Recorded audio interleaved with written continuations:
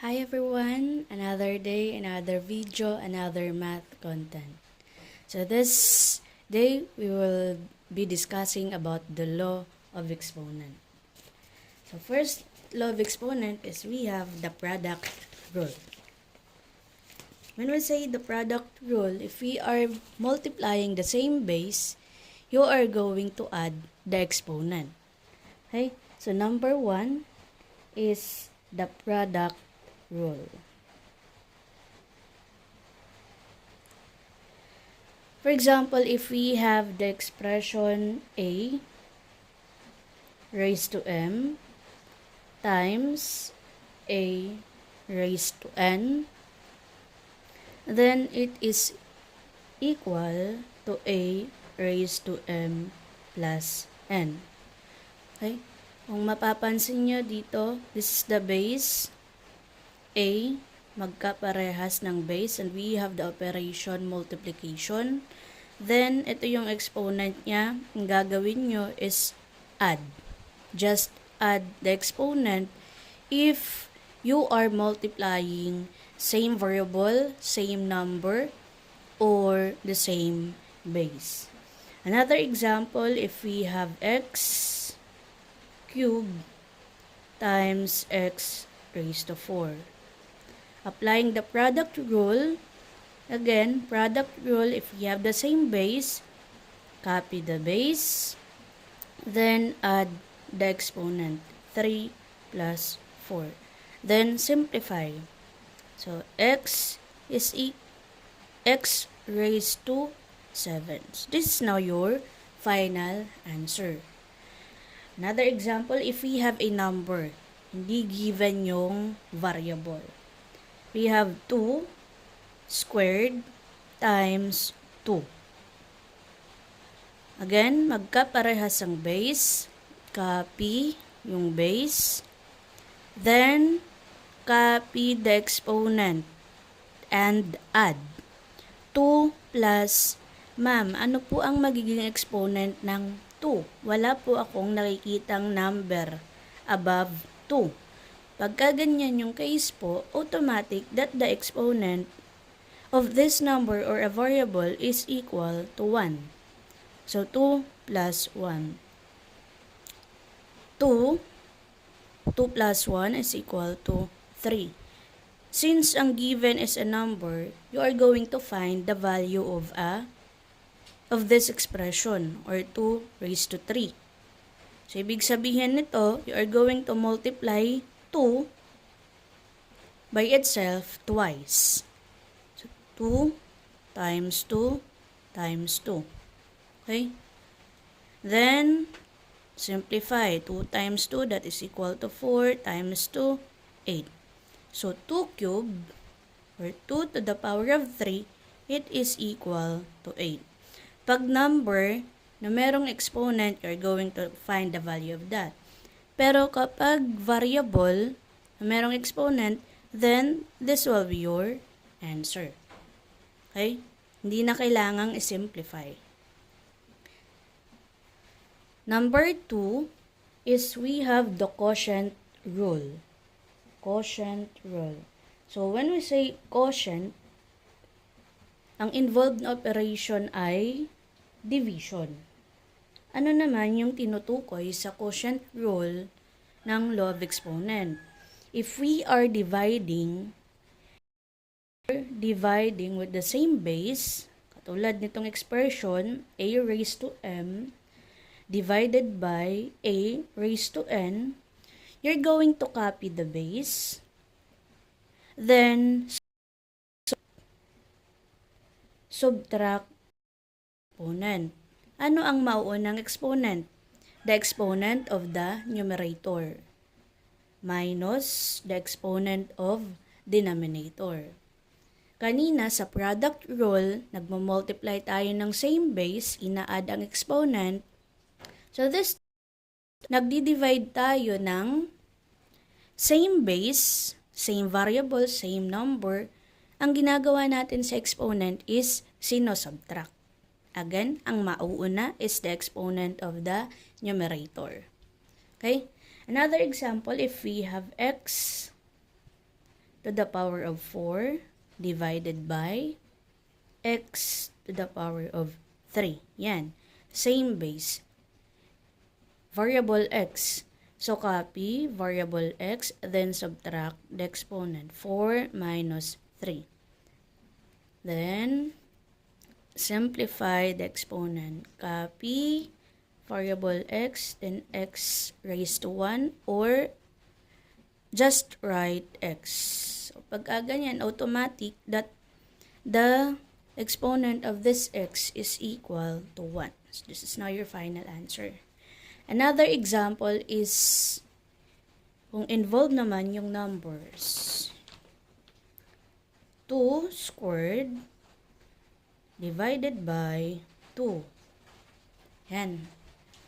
2 squared divided by 2. Okay, applying the quotient rule, copy the base 2, subtract the exponent. 2 minus, again, pag wala tayong nakikitang number above this number or any variable that is equal to 1 ang kanyang exponent. So, yan. Simplify 2. 2 minus 1, that is equal to 1. 2 raised to 1, of course, this is equal to 2. This is now your final answer. Okay? So, next rule is we have the power of a power. So, dito, we have the exponent of a base and outside that parenthesis is another exponent of the whole expression. For example, we have a raised to m to the power of n. So, ano ang gagawin natin sa exponent niya? So, your answer will be a. Just multiply the exponent. Times n. So, a raised to mn. Power, merong exponent yung base. Outside the parenthesis is an exponent of the whole function. So, you just multiply the exponent. For example, if we use cube to the power n. So, applying the power, capital X, apply, okay, this one, apply the exponent. So, x raised to 3 times the exponent, x raised to 12. Okay? Another example, paano kung number ulit? We have 2 squared to the power of 3. Okay? So, we have 2 squared is 3. Then, simplify exponent 2. 2 times 3 is equal to 2. Okay? So, ibig sabihin, simplify natin. You're going to get the value of this expression. So, since 6 ang kanyang exponent, we're going to multiply 2 by itself 5 times. So, siya i-multiply sa kanyang sarili. Why? Kasi dito nalilito yung meron ka ng isang 2. Okay? So, dapat nakikita mo, 6 lahat yan. Pag minultiply mo siya sa kanyang sarili, okay, 1, 2, 3, 4, 5. Okay? Yan, 5. So, pag binilang natin lahat to, dapat it is equal to 6. 1, 2, 3, 4, 5, 6.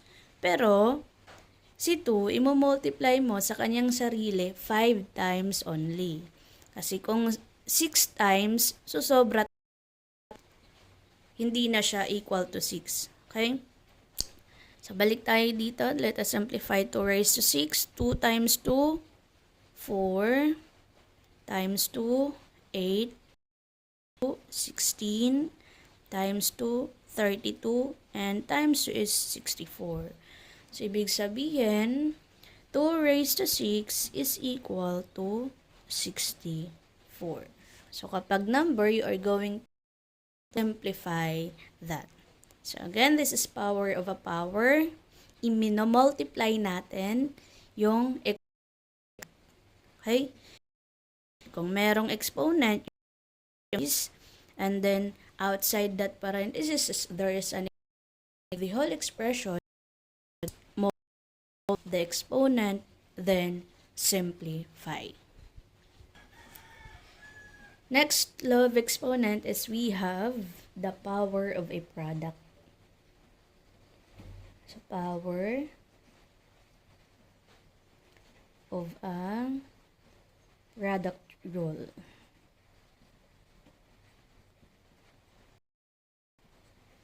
Yan. It is just the same with power of a power.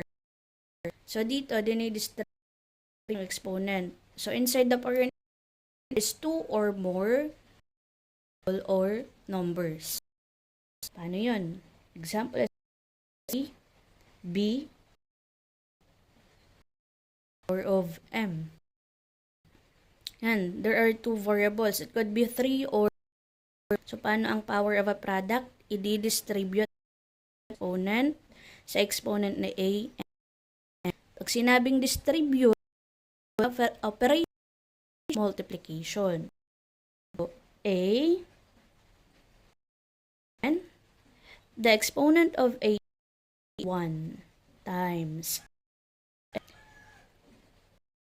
exponent of B is equal to 1 also times M. Then simplify.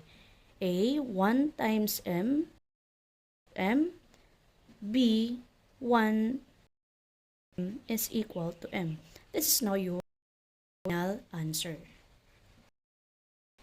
Another example. X squared y cubed to the power of 4.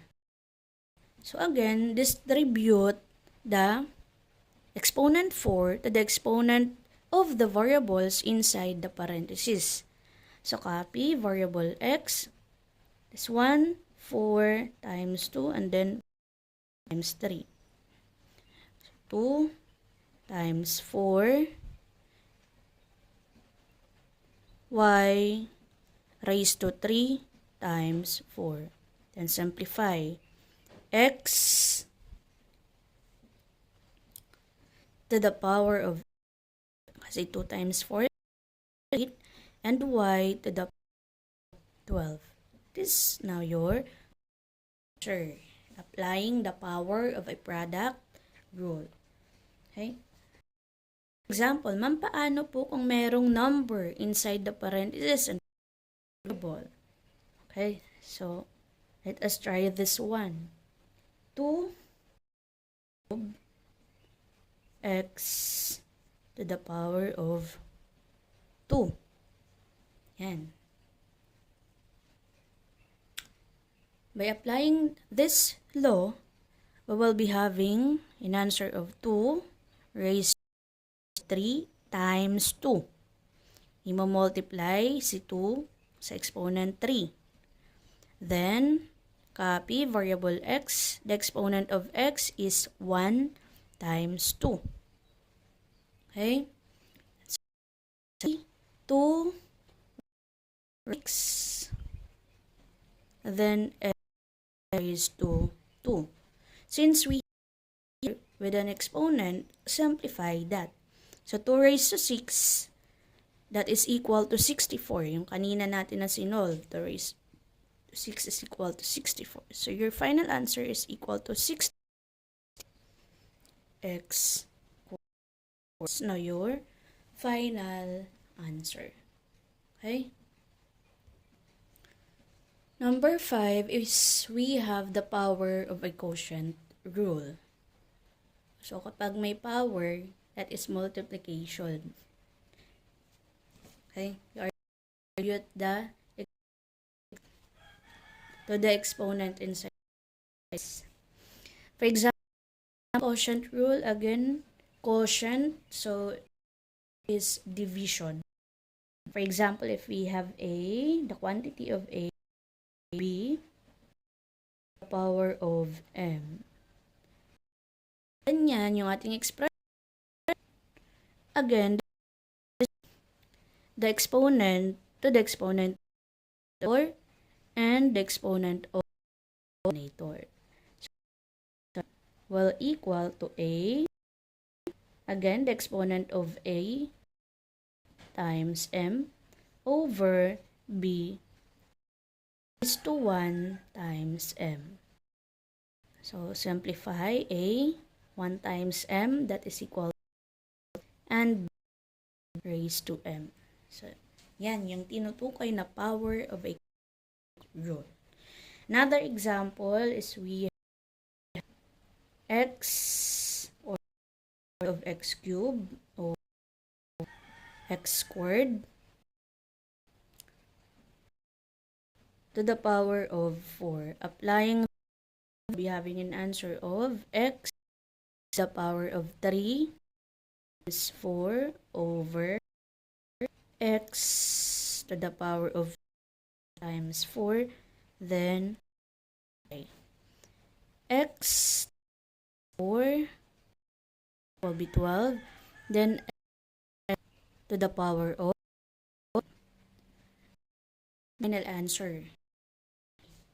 Kasi we have the same form base pa siyang exponent. You're going to the lowest or simplify this one by kanina yung quotient rule. If base sa numerator and denominator, you are going to subtract the exponent. So, copy x 12 minus 8. Okay, 12 minus 8.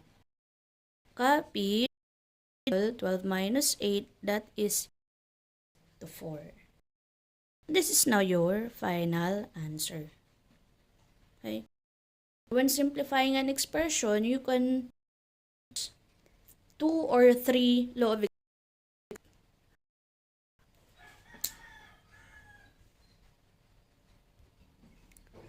Number 6 is we have the zero exponent.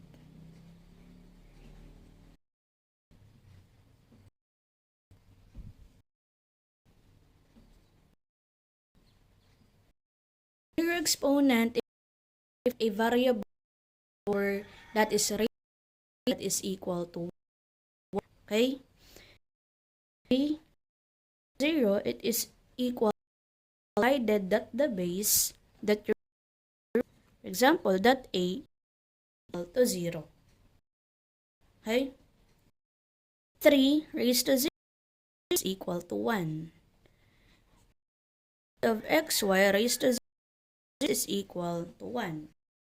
We're going to distribute 0 to x and y is equal to 1. 1 times 1 is equal to 100 raised to 0. This is equal to that is zero exponent.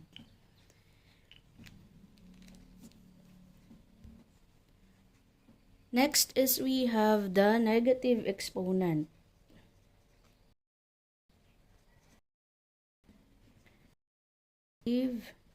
Exponent. We have a negative exponent, just like negative m, you are going to get the reciprocal, then turn your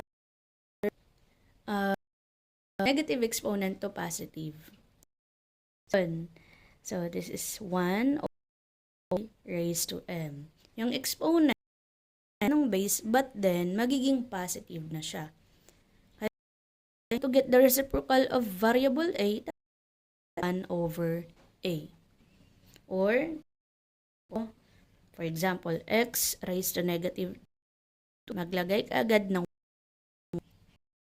numerator. Then, this whole ilagay denominator at positive yung kanyang. Okay. Ma'am, paano po kapag ang given at negative ang, for example, over 3 of negative 2. So, find the reciprocal first of the equation. Pag sinabi natin, babalik na rin sa numerator, denominator. Denominator, magiging 4. Okay? So, get the reciprocal fractions 3 over. Then, ang exponent niya is magiging 5. Since yung magiging positive. Then, apply power of a quotient distribution exponent kalahatan sa exponent ng bawat dito. So, 3 raised to 2 raised to times 2. Simplify 3 squared 2. Okay, then by this number 3 squared equal to 9. Here, that is 4. This is now your final answer. Pag negative tandaan, reciprocals, then ang